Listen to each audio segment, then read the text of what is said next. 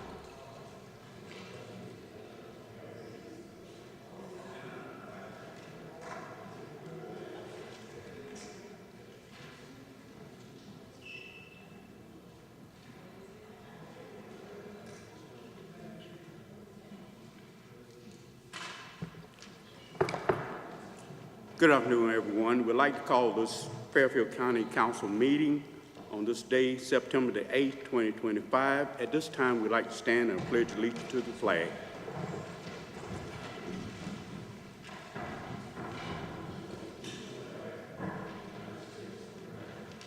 To the republic, which stands one nation, God, indivisible, with liberty and justice for all.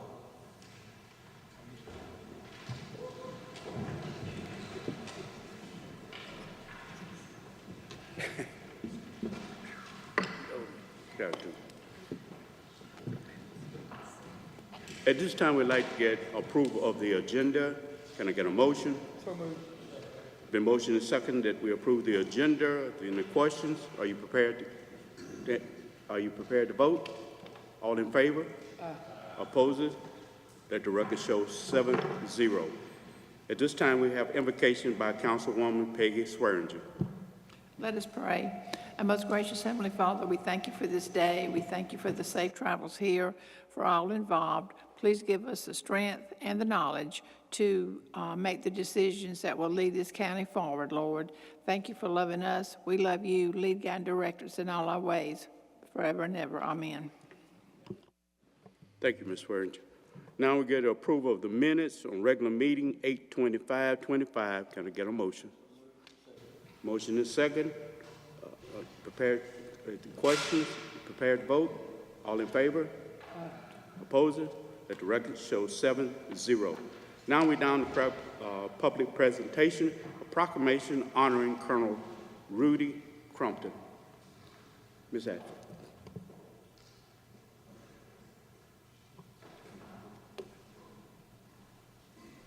Your wife.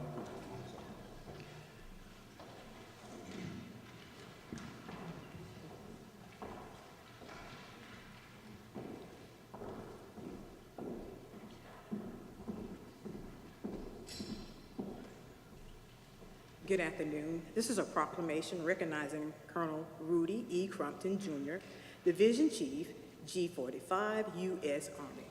Whereas Colonel Rudy E. Crumpton Jr. currently serves as a division chief for G45 at U.S. Army Central and 3rd Army Headquarters at Shaw Air Force Base in South Carolina.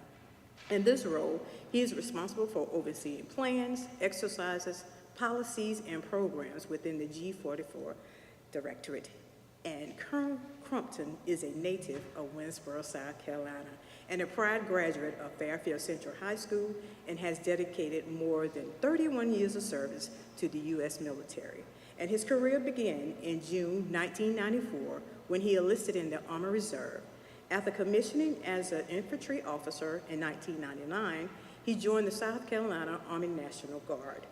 And Colonel Crumpton has a Bachelor of Arts degree from Morris College, a Master of Arts degree from Webster University, and his military education has awarded him branch qualifications in 11A Infantry, 42H Human Resources Officer, and 90A Logistics. And from 2021 to 2023, he commanded the 105th Transportation Platoon, leading over 800 soldiers. In addition to serving on combat tours in support of Operation Iraq Freedom and his current contributions to Operation Spartan Shield and Operation Inherent Resolve, Colonel Crumpton has held many leadership and staff positions, including Deputy Inspector General, JFHQ-SC, Brigadier S-3, 59th Troop Command, and Executive Officer, 152nd Transportation Company. His numerous military awards include Bronze Star, Materials and Army Commendation medals, and now therefore before it proclaimed that Chairman Clarence Gilbert, District 7, and the members of Fairfield County Council would like to recognize Colonel Rudy E. Crumpton Jr. and express sincere gratitude for your committed service to our country. We are so proud to call you our own, and we pray for continued safety and success. So order this 9th day of September 2025. Thank you.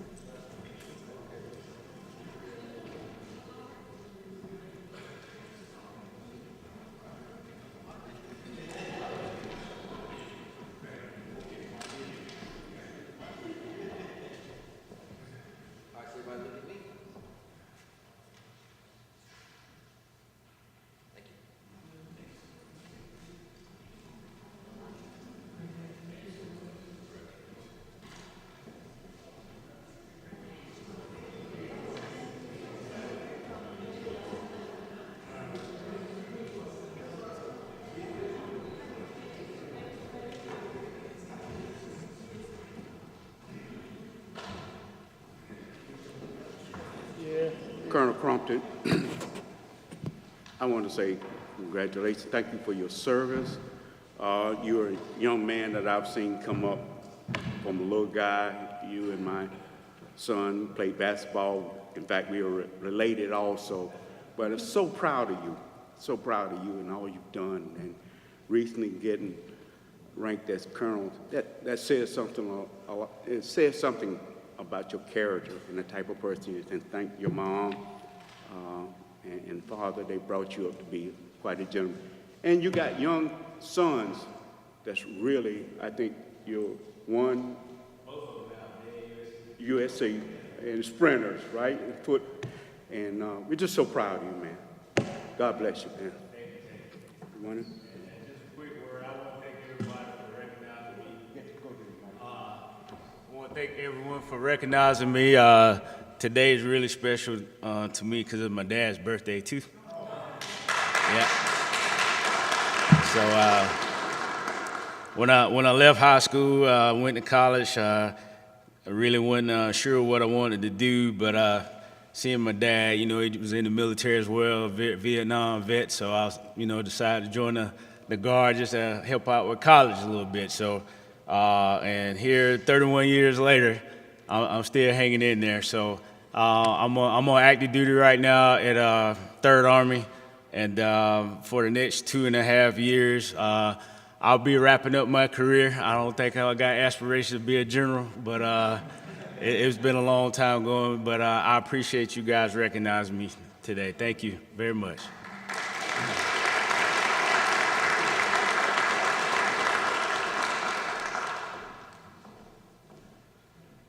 Oh, Dana.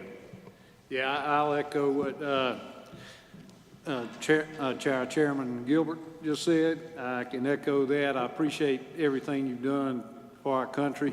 We're honored to have you as a citizen and your family support, and we're just grateful for you and for what you've done for Fairfield County and this country. Thank you very much for your service.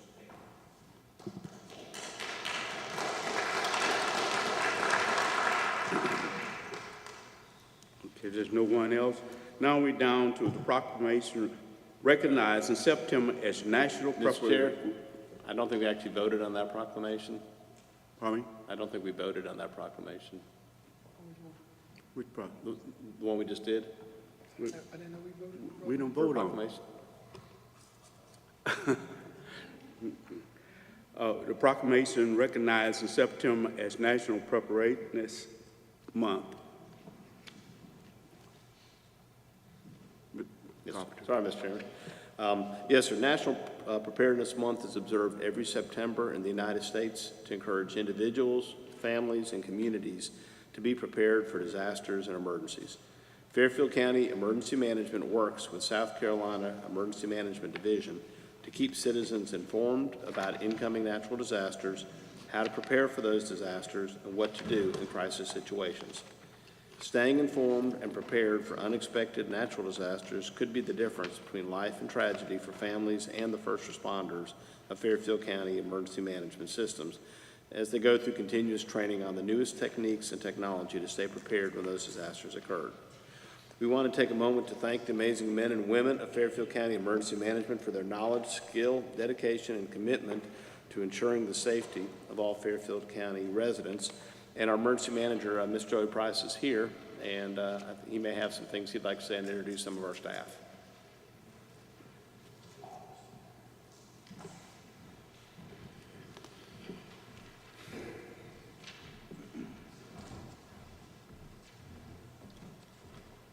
Thank you for taking this time to acknowledge our September as being National Preparedness Month. It's not just about emergency management stuff, about the other agencies that help us in time of disaster, fire, EMS, law enforcement, animal shelter. A lot of them help out in the same field. We appreciate y'all's time. Who else here from various departments? We got EMS, we have fire, emergency management, law enforcement is here also. And of course, 911's working there They're right working, now. yes, sir. Thanks, sir. Mr. Price, you mind getting them to stand up?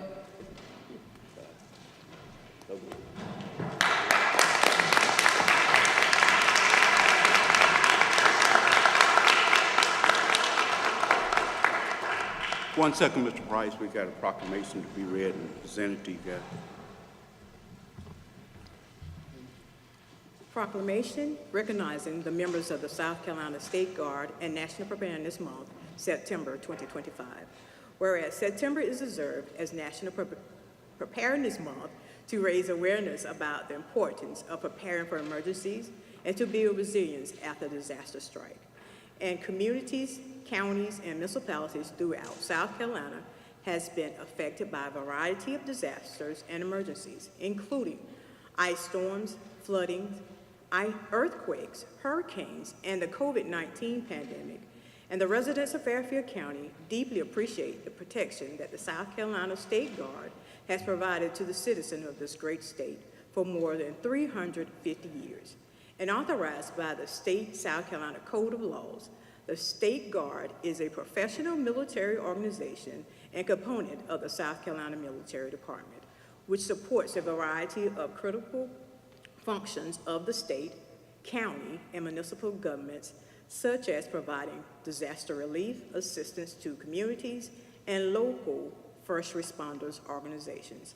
And the State Guard trains new members at the McCready Training Center in Eastover to provide a number of service search and rescue operations, medical support, legal aid, engineering expertise, chaplain and counseling services, direct and distribution of supplies, providing military funerals to veterans, to name a few. And when serious natural or man-made disasters strike the South Carolina, the State Guard provides boots on the ground with a mission to swiftly respond, safeguarding people and property, and to aid community recovery in coordination with the National Guard, law enforcement, and other state, county, and municipal agencies. And now therefore, Fairfield County does hereby proclaim September 2025 as a National Preparedness Month and recognizes the members of South Carolina State Guard and all other volunteer forces who nobly provide aid during times of disasters and have a passion and strong commitment to their fellow South Carolinians. Proclaimed on this 9th day of September 2025.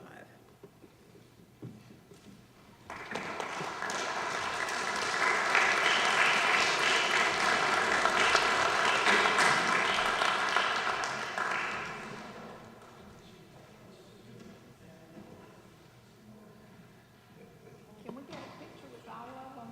Get all of y'all come?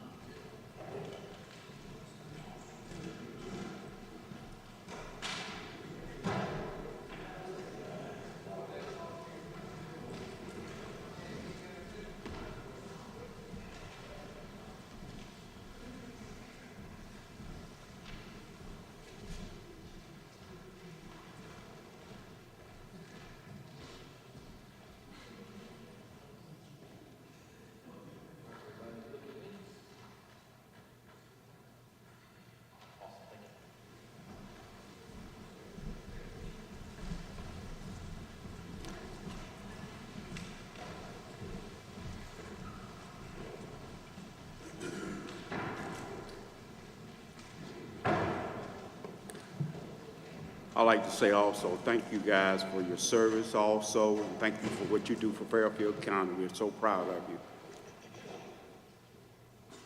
you. Now the Fairfield County Road Bridges update. Mr. Jonathan Burrows, our Public Works Director / Deputy Administrator.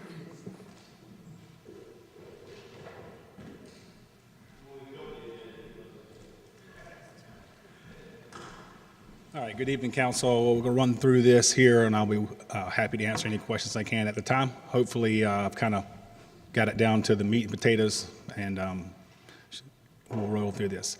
All right, so obviously you know roads and bridges. You know we have several that are out. We're working with a consultant group for this federal investment program here.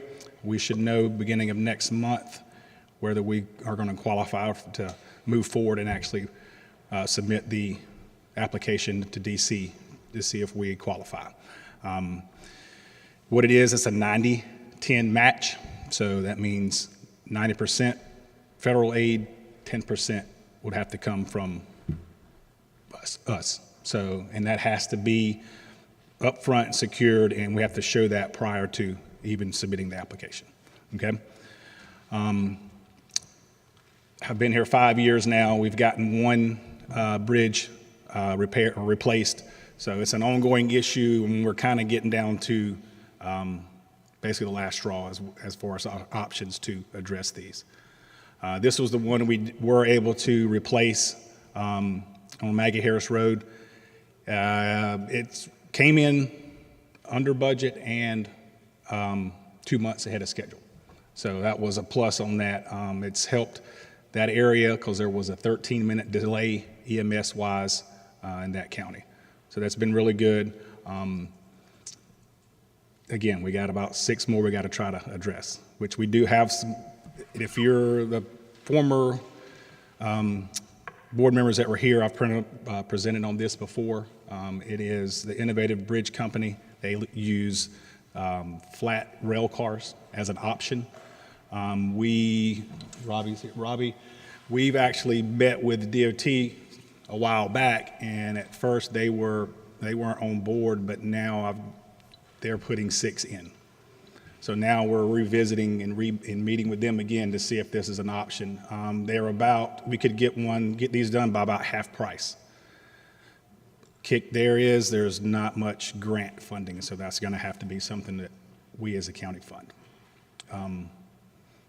So if you want more information on that, I can get you that as far as, the link is right there, and it breaks down their whole portfolio and different projects they've completed throughout the country.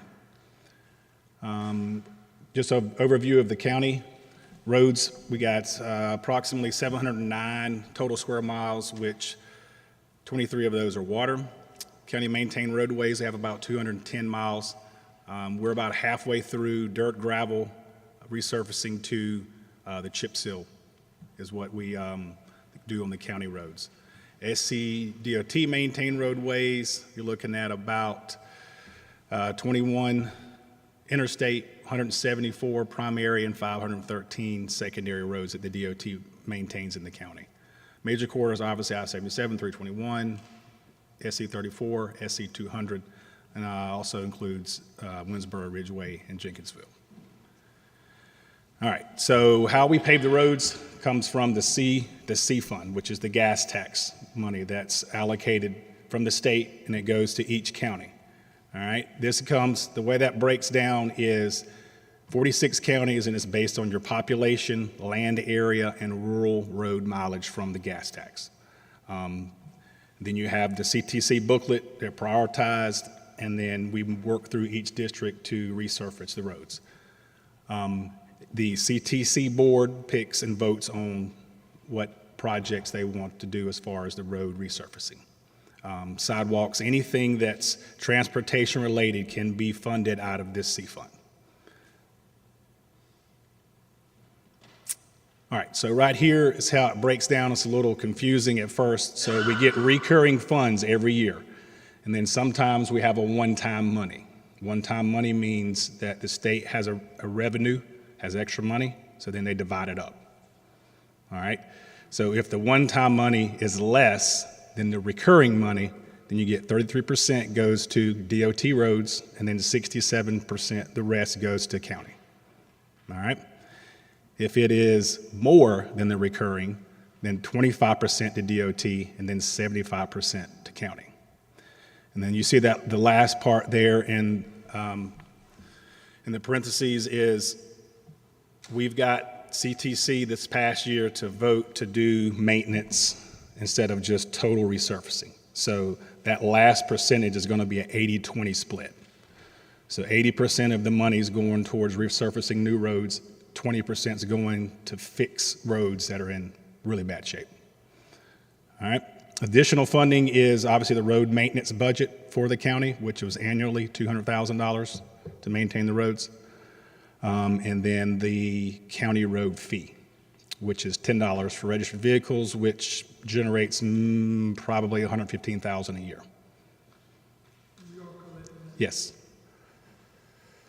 So in a good year, put those numbers together, $315,000 you got to maintain 210 miles of road. Obviously, key challenges, when we convert these roads, what people need to realize is that they were not constructed roads. So the specs aren't there, so when we're resurfacing, we're not getting the life out of those, which is part of it. So that's why we're trying to get the CTC to work with us to go back to a maintenance program and split some of that money up. Drainage and erosion after storms, lengthy permitting for bridges and projects, and balancing rural access and corridor improvement.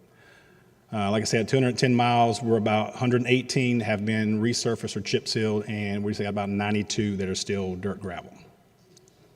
Current bridges, we got 6 out that are critical and closed. These are ones we're looking to address. And then obviously, as time goes on, heat and water on the resurfacing treatment is what kills us. Right here is the roads that are under contract for this current year. If your constituents ask, we backed up the contracts this year for an extra year to get the bids down. We gave them a later date to complete, which is October 31st of next year, 2026. So, and we did kind of achieve our goal there. The prices were a lot lower than they were in previous years. But the kick there is it's going to take a little longer to get them done. And you see down at the bottom there, the total we had was 1,624,400 total. And then there's your breakdown there of what goes towards the county roads, what goes towards the maintenance, and then the DOT portion as well.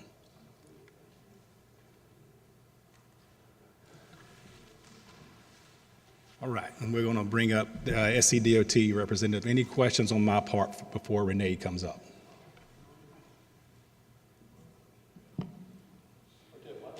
Wait till the end? Okay, sounds good. Come on.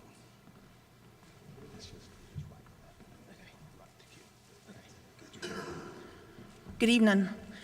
My name's Renee Weber. I'm the Assistant Resident Maintenance Engineer at Fairfield Maintenance. Mr. Alan Kazusko, who could not be present this evening, he is our Assistant Maintenance Engineer at Fairfield Maintenance. Both of us are fairly new to the maintenance office there, so just want to give you guys kind of a quick update of what we have going on. So a few DOT statistics. Statewide, DOT maintains approximately 8,400 bridges, with 142 of those being in Fairfield County. We have the fourth largest state-maintained highway system in the nation, with approximately 41,000 miles of roadway in the state that is state-maintained. Jonathan touched on our mileage here in Fairfield County, approximately 21 miles of interstate, 174 miles of primary routes, and 513 secondary miles of roadway here in Fairfield County. Some of our statewide key priorities are obviously improving safety, investing in the interstate highway system, preserving state-owned highways, and preserving our state-owned bridges. Of course, with every government and everyone really, the number one challenge, or one of the number one challenges, is going to be funding and the continuous increase in cost of doing business with anything. Just a small statistic, it cost right out $500,000 to repave 1 mile of a 2-lane road. So pretty significant cost there. Kind of what our maintenance goals are here at Fairfield Maintenance, kind of more on a local level. We're looking to build and foster working relationships with our citizens, county, city, and state governments, utilities, sheriff's department, highway patrol, and our local businesses. We want to, provide an exceptional service to the citizens of this county and across the state. And we want to, one of our biggest goals is to be more proactive in our maintenance instead of being reactive. We want to get to a more proactive type state in performing routine maintenance operations and addressing our safety-related concerns in a timely manner. A couple of our priorities that we have local in our county is going to be our reclamation projects, which is underway on Old Douglas Road. They are getting very close to finishing that reclamation project, and then they will move on to 99 Road.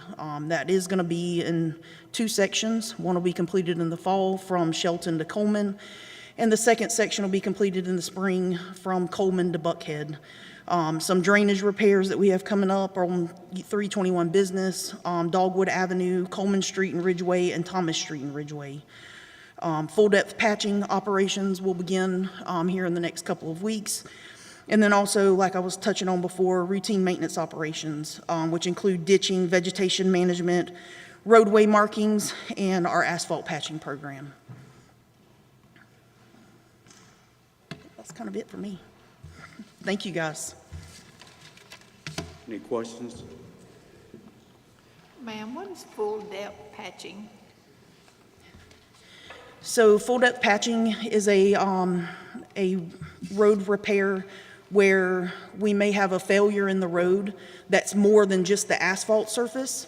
So we cut down and remove, typically it's 6 to 8 inches down to the base of the road, and then replace that base material and then top the asphalt again. So it's just, it's more than a pothole patch on a failure in the roadway. Well, the pothole patch, y'all just put some stuff on top of it? Yes, yes, so Can't put some tar or something in there with it? they do. It's a mix of tar and gravel that we typically use, or we use a hot mix asphalt, but typically it's a tar and gravel mix that just fills in the hole and kind of seals it over on the top.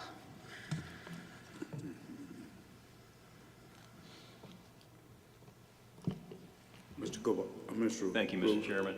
Yes. Actually, I think this is probably for Jonathan. 2 questions. On the bridge investment grant, there were 6 bridges in Fairfield that are like critical condition. Mm-hmm. Do you have them prioritized? And if so, what are the top 2 or 3? The top 2 or 3 are going to be Scotts Crossing, Fort Wagner, and then you have Banks Ware, which is up in the, right towards Chester line.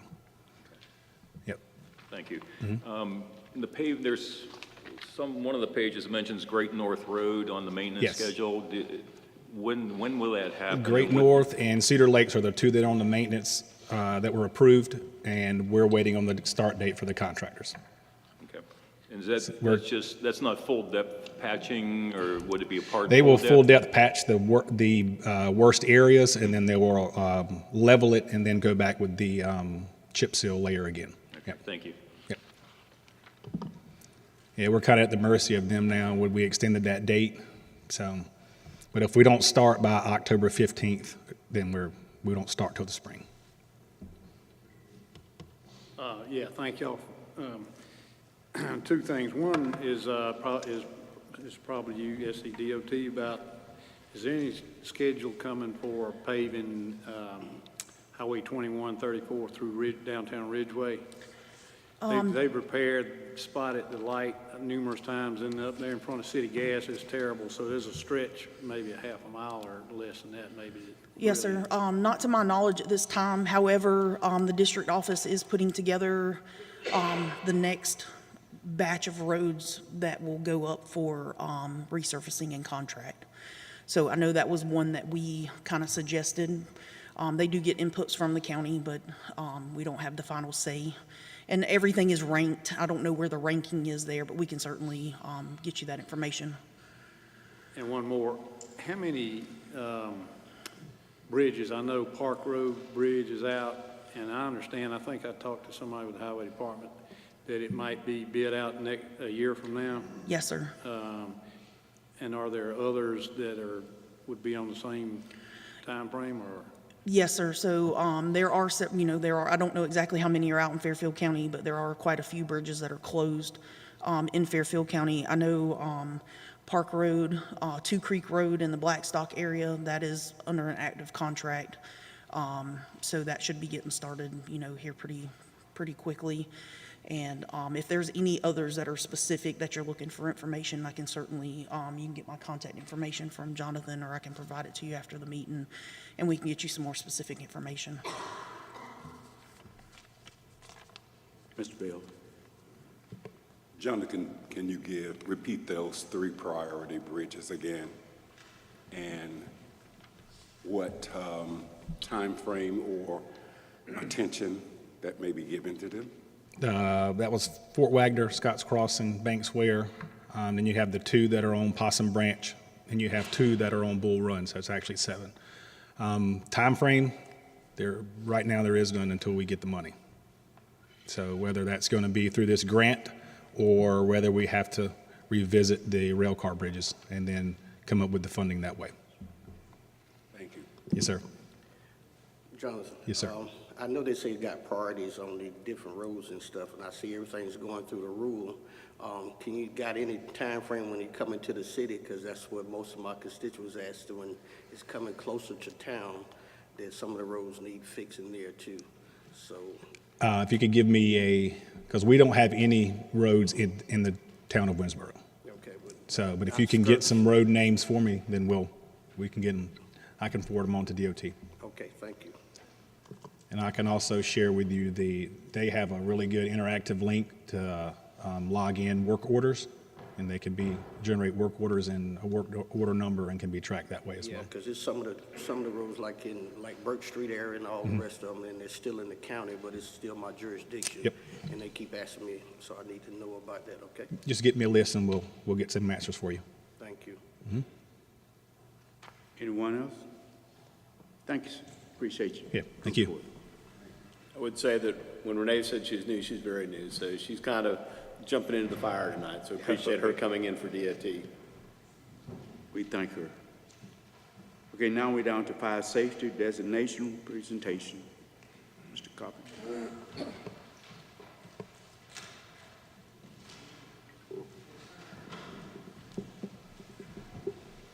Mr. Chair, members of council, recently Fairfield County was recognized with the fire safe designation, and I've asked the chief and members of the team to come up and explain it to you and present it to the county. So thank you all. Good evening. My name is Nathan Ellis. I'm from the State Fire Marshal's Office. And Mr. Chairman, members of council, staff, and citizens of Fairfield County, it's my distinct pleasure and honor to be here tonight to recognize the good work of your Fairfield County Fire Services for what they've accomplished. This is not the first year they've received this award. You'll notice on the signs in front of me, we've got designations from 2019 all the way up to this past summer, 2024.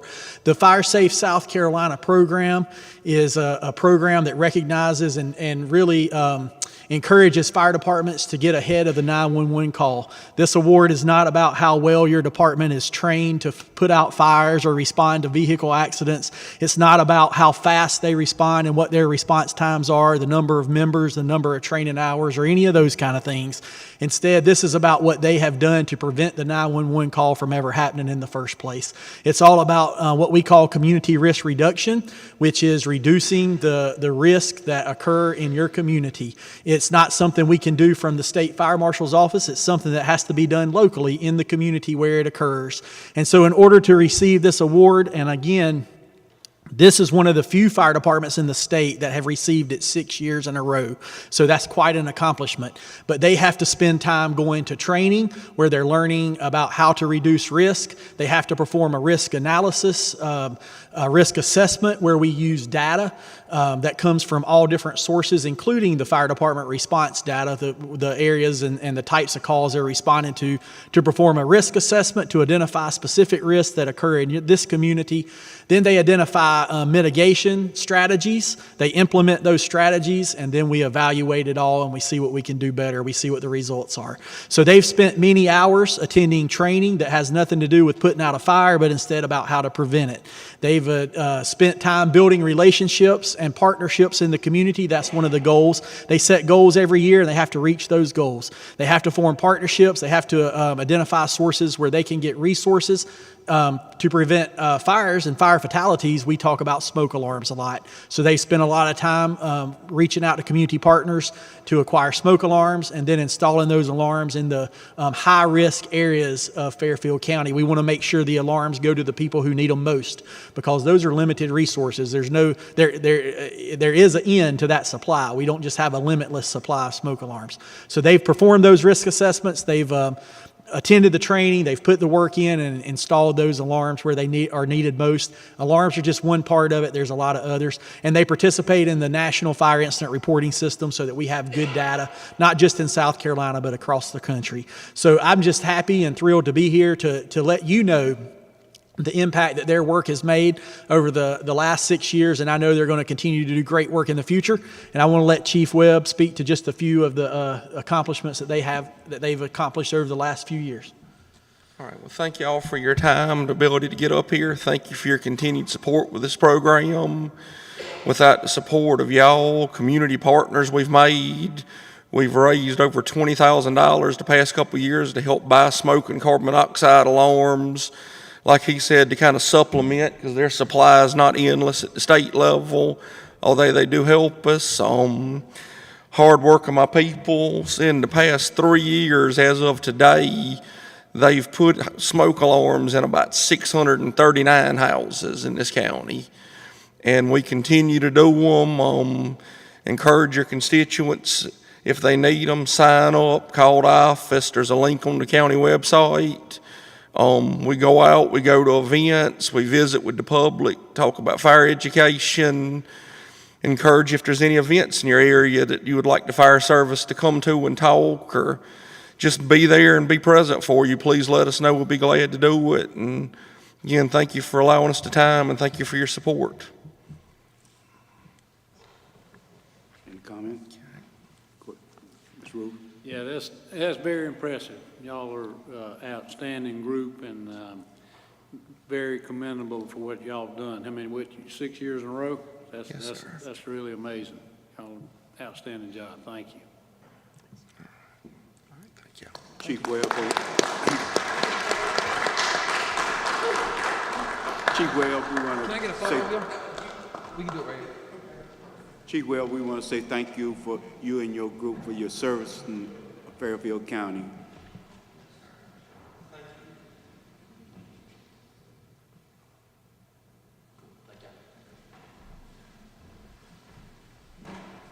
Now at this time, we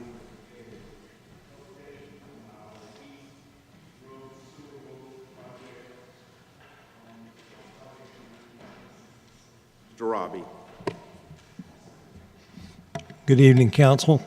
Mr. Carpenter has asked me to give you an update on the joint wastewater sewer connector. So here we go.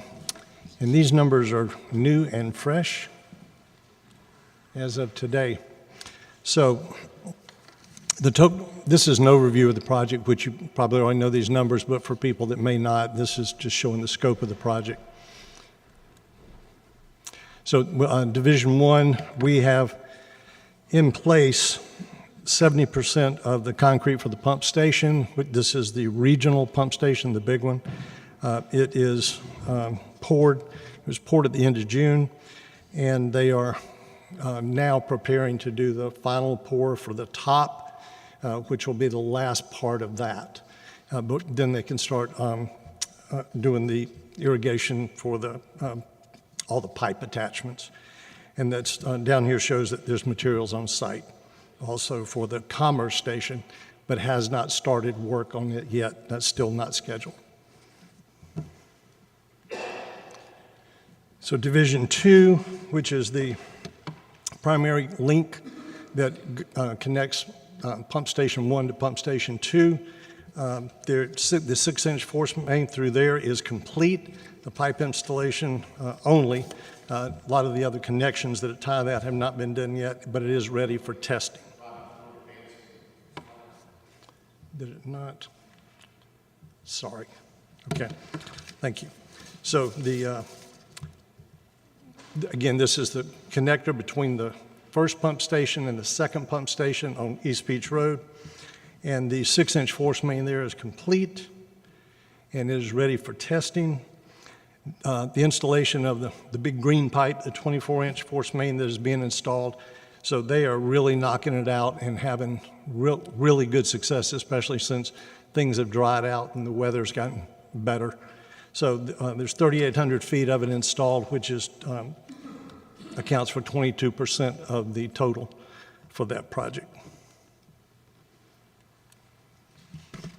And that's showing a picture of Division 2. That was taken in front of the Commerce Park. So Division 3. These are the, this is the area that will come down 321 coming from East Beach towards town. And the progress here that is listed shows that we have 35% of the actual 16-inch force main in place. We have 94% of the contract footage done for the 10-inch water line, and we have 17% of the contract for the 16-inch. And then down below that shows it's just a rough number for the fittings and ironwork that is part of that install. And those are some pictures. Most of these were taken along Highway 321, which I really want to brag on these contractors. They have done a great job, and if you look at it, it really does look nice. They've been very careful, been very diligent in trying to make it look good and do a good job. And so then, Division 4, which is the final section, the 16-inch force main there is 10% complete, and that includes the area that will be closer to town and into town. So you may have noticed that the work was done right in front of the high school there, and the goal of that was to get that done during the summer so that it wouldn't interfere with school traffic. So that part has been done, and they'll make the connections on either side next. And then the last picture I have here is a graphic that's showing the school right there.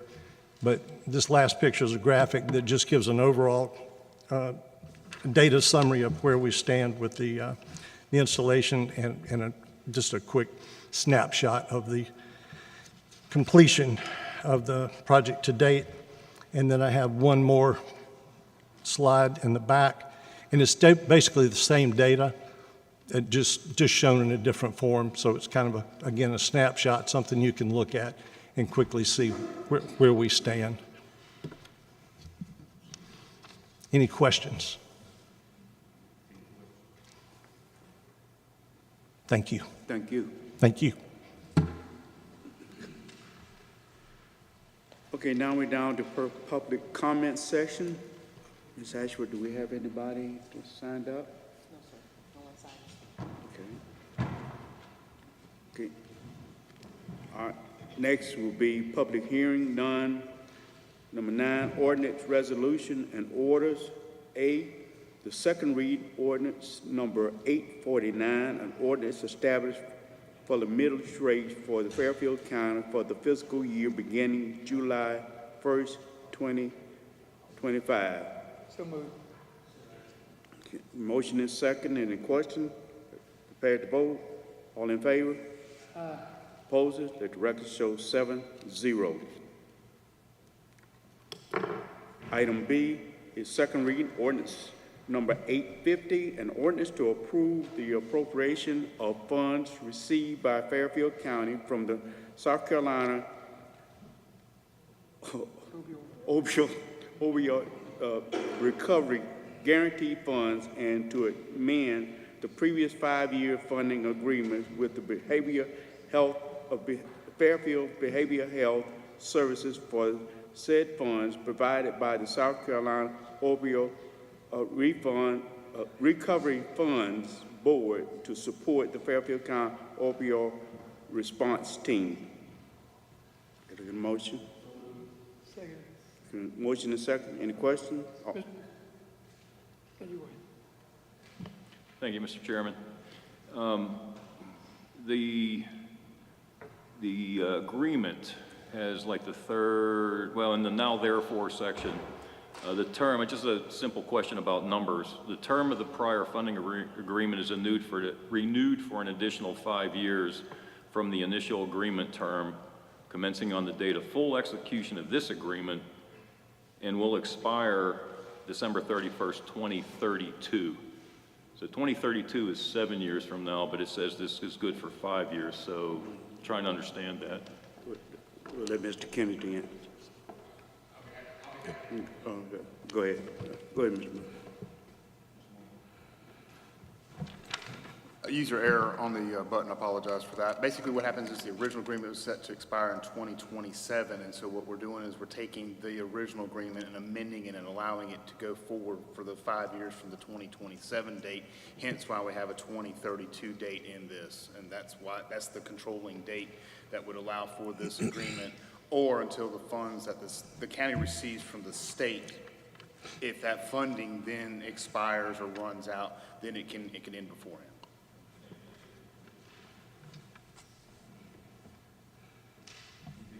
Anything you'd like to say, Mr. Kennedy?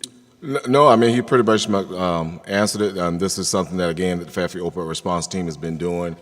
Again, this is with all the first responders that we have, and as you all know, we've been doing that work for a number of years, and thankfully to the South Carolina Opioid Recovery Fund, we've been able to rev that up even in our county, and been seeing a lot of great results in terms of the number of overdoses that have truly decreased in our county. 2023 to 2024, it decreased by 68%, and even the number of deaths. The number of deaths that we are monitoring as well as a result of opioid overdoses have decreased from 2023 to 2024 about 30 I think it's about 36 or 38%. But that's something we're monitoring on a regular basis. And so with all the work we're doing with the marketing, with the drug take-back events that we've had at numerous events throughout the county, with the opioid town hall meeting we had just had one probably 2 weeks ago. We're trying to keep the community informed of what's the dangers of opioids and stimulants, but the dangers of all these things. And so there's many other things that we've been able to show and give to the South Carolina Opioid Recovery Fund, but this is what this work is for. And an important point about this is that the funding goes to each county, as you all know, through that national opioid settlement that came out, and South Carolina gets a portion of that settlement, and each municipality in South Carolina gets a portion of that as well. A good thing also need to be noted, and certainly Mr. Carpenter can attest to this, what the South Carolina Opioid Recovery Fund is starting to do, particularly as of the earlier this year, any county or any municipality who are not utilizing their funding, they're reallocating that funding. And so we certainly have been on top of that each year for Fairfield County, and we don't ever want to get to a point where we lose any money and go somewhere else. But the money is going to good use, and we thank you all for the work we've been able to do and the support you're giving us in that regard. Thank you for that. Did we get a motion? The motion second, okay. Prepared to vote? All in favor? Opposed? Let the record show 7. And Mr. Chair, if I may, on our next item on the agenda for the boards and commission staff is requesting that we defer that, table that to a future meeting. Pardon me? For the boards and commission appointments. Yeah. If we could table that till a future meeting. Okay. Okay, we're now down to old business, none. New business, none. County Administrative Report. Mr. Carpenter. Yes, from members of council. So in addition to giving you an update on the Winsboro connector, we're also going to be giving you regular updates on the progress of the wastewater treatment plant.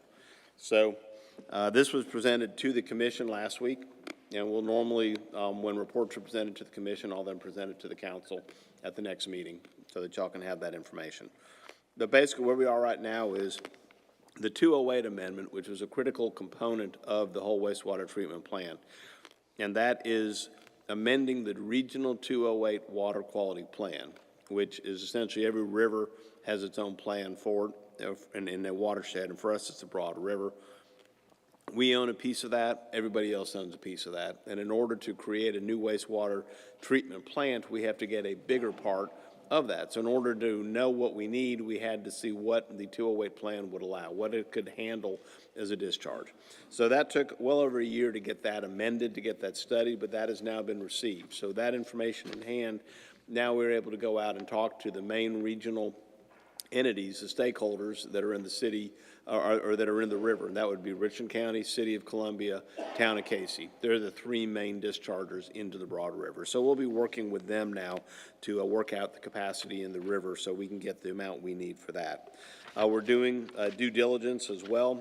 Due diligence is underway on a variety of the aspects, geotechnical, environmental, surveying of the land, reviewing site layout, route analysis, all that. So we started that process of due diligence to look at.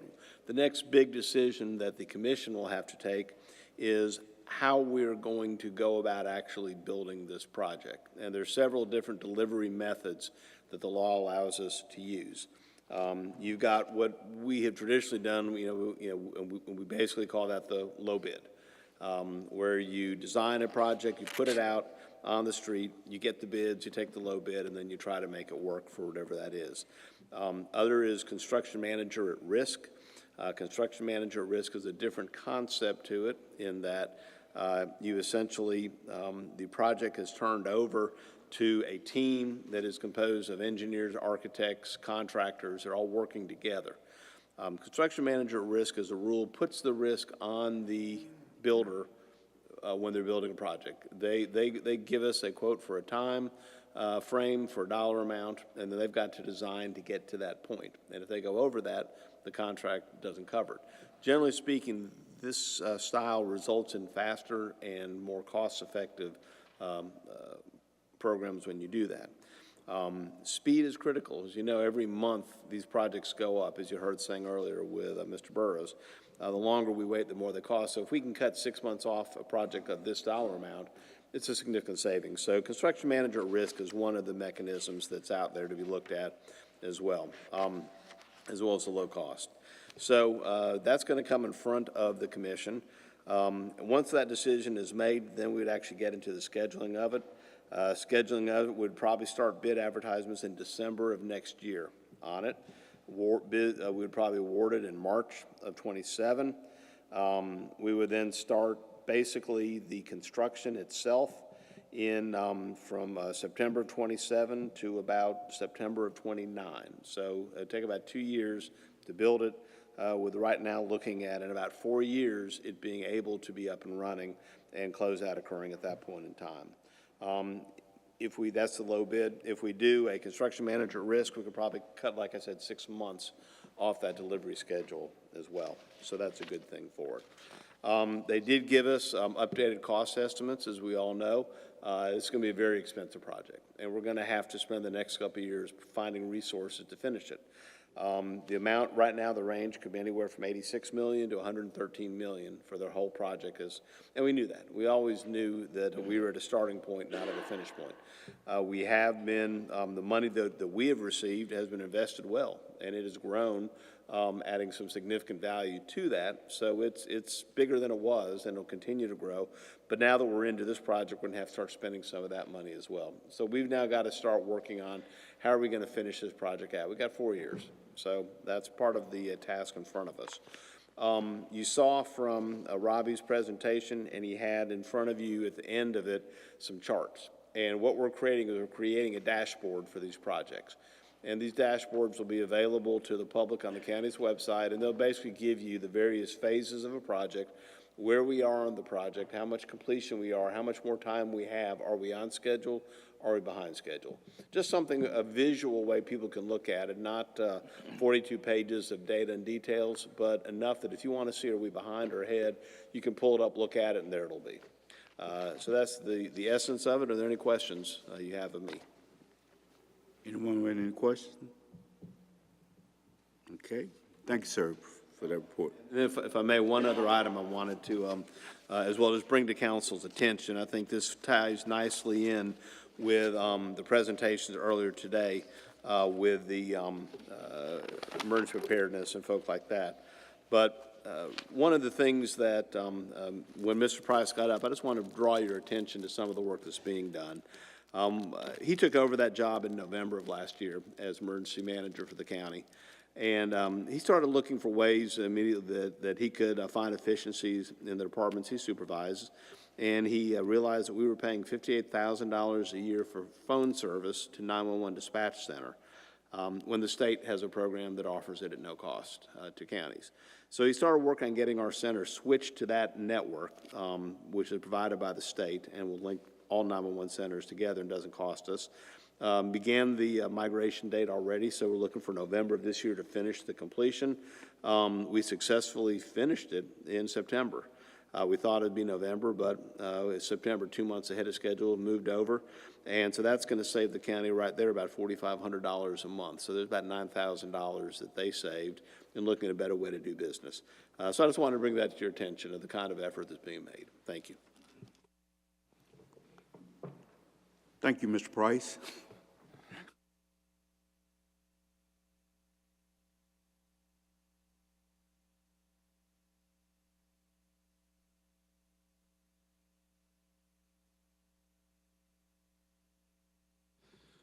This is not very important, but I don't know who put the pink stickers up here that tells you which button to hit, but that's a pretty good idea.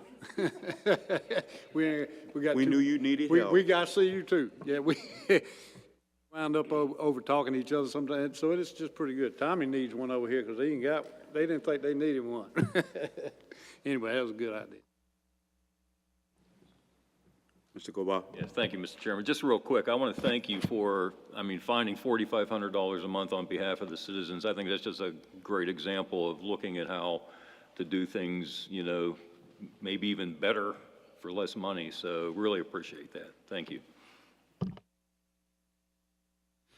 Okay, now we're down to executive session, receipt of legal advice, discussion of attorney-client privilege matters regarding the lawsuit, the Town of Winsboro versus Fairfield County, civil action number 2022-CP-20-00101, prudent to the South Carolina Code 30-4-7, parentheses 8-2. Can I get a motion to go into executive session? Motion second that we go into executive session. Are you prepared to vote? All in favor? Opposing? Let the record show 7-0. We're now in executive session.